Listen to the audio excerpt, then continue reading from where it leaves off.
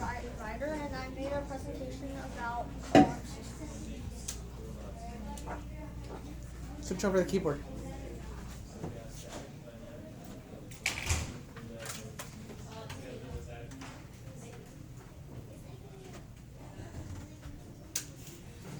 My goal was to make an alarm system. I made an alarm system.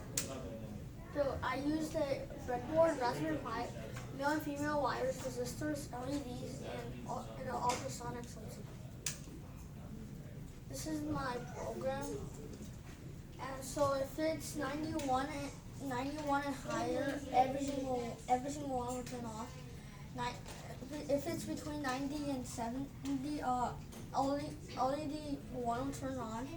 If it's between 70 and 50, LED 1 and 2 will turn on. If it's between 50 and 30, LED 1, 2, and 3 will turn on.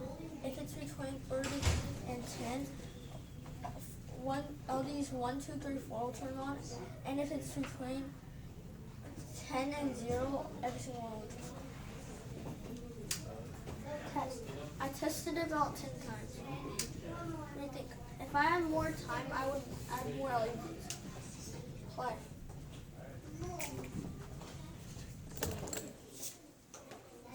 so this is where my 5 LEDs, 4 LEDs, 3 LEDs, 2 LEDs, and 1 LED, and none. Cool.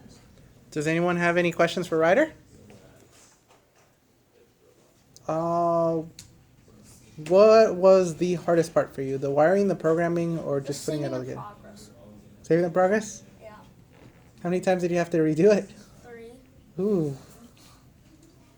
Okay. Does anyone have any other questions? Okay. Let's give Ryder a round of applause.